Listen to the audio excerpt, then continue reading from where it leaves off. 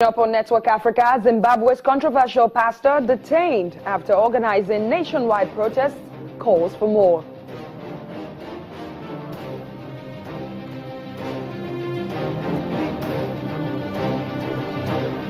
The United Nations is calling for all of South Sudan's warring factions to work towards permanent peace.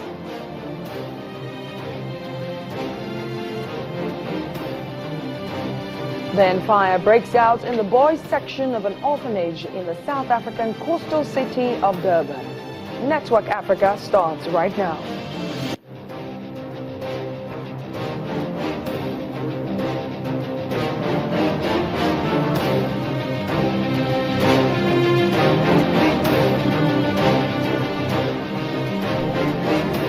Hello and welcome to Network Africa. I am Adeshewa Josh. A few days in detention has done nothing to kill the spirit of the man who has become Zimbabwe's boldest pastor. Last week, he called for nationwide protest against the government of President Robert Mugabe. He was only released this week after an appearance in court, and he is calling for more protest. Pastor Ivan Mawarire says people need to stay at home as part of a campaign against corruption in the system and against economic mismanagement and unemployment. Pastor Mawarire's campaign began first on social media, where he has been denouncing the government's management of the economy. While he appeared in court yesterday, members of his church and supporters gathered outside the courthouse. They were shocked when new charges of subversion were brought against him. The court said the pastor was trying to overthrow President Mugabe.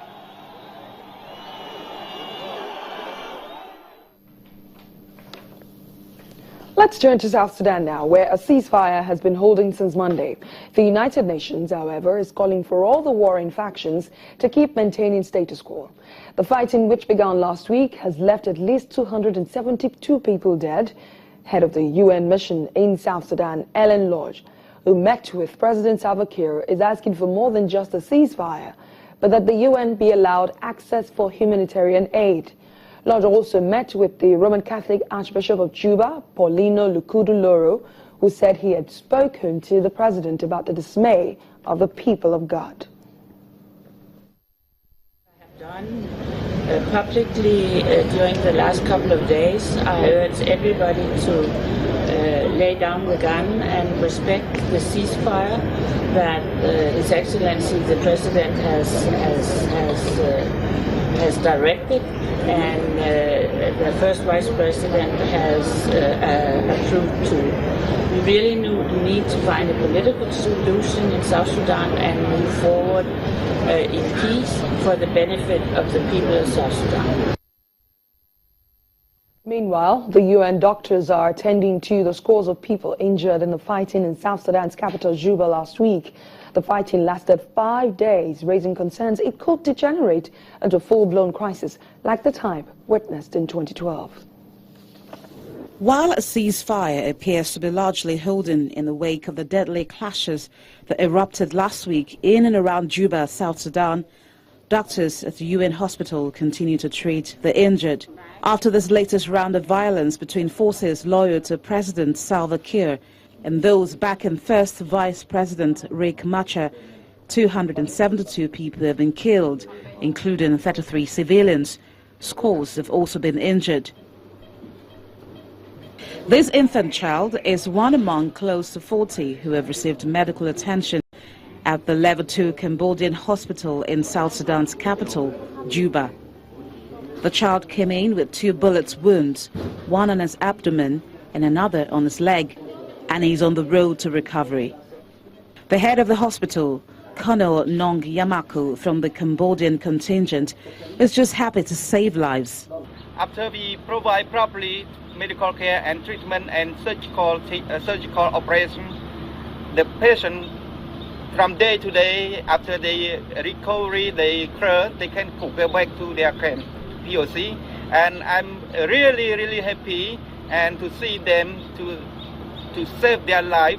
Since the fighting began on Friday, 8 July, some 5,000 additional internally displaced persons have sought protection in the UN's Tomping compound in the capital. Another 3,000 IDPs who arrived at the UN house premise have been relocated to the protection of civilian sites nearby. More countries are taking advantage of the ceasefire in South Sudan to airlift as many of their nationals willing to leave the country.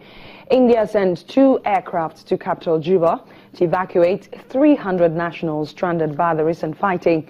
According to the Indian Ministry of External Affairs, there are around 600 Indians in South Sudan, 450 of them in the capital and 150 in other areas. China is also doing the same. A local radio station tweeted that Chinese nationals have arrived in Entebbe Airport on a chartered plane from Juba. President of the Association of Nigerians in South Sudan, Francis Agbunaya, joins us now from the capital, Juba. Thank you so much for speaking to us on Network Africa. Tell us about the ceasefire. Hello? Thank you for joining us on the program. Tell us about how the ceasefire is actually holding. Yes, thank you so much for connecting. I appreciate so much what it is doing, and as the one from the people right now, the president declared the ceasefire, and the vice president, it has been holding. There has been no gun shots these 2 days, and people are moving around somehow. The small shots are not yet possible. In fact, people are not taking anything for granted in this fight. Even though there are no gunshots, but a lot of people in Juba here are preparing themselves because they don't know what next will happen. So everybody is taking time for next year he or she get ready for anything is important. For now, that is it. Thank you so much. So a number of countries have begun airlifting their nationals. How is the Nigerian community faring with the situation there? And are we planning to airlift our own nationals too? Yes, Nigerians are prepared to leave if there's any need for them. In fact, some of our Nigerian citizens are staying at the embassy compound during the days of this heavy shooting. And so, in fact, as I'm telling you now, just 2 people are still there. Some other people left yesterday morning to go and check their shops and see if there's anything that has happened to their shops and houses. But yesterday also, the embassy officials called me and asked me to send messages to our citizens so that anyone who is willing to be evacuated to go to the embassy and get his name registered. And so we started that yesterday, and still, today we did that also. And as I'm telling you now, about 40-something persons, citizens of Nigeria, have registered their names for the eventual evacuation. Thank you. So what is the street like right now? Are there people, security agents parading the streets, giving some sort of assurance of safety and security? Yeah, people are moving around, like I told you earlier on. People are moving around, getting some food stuff, and some people are packing out because they really don't understand what will happen next, because since 2003, when this crisis started, it has been lingering. And so this time around, people are not actually sure of what will happen next. So they are moving around, some getting food stuff, and some trying to make contact to leave the country. That's what I said.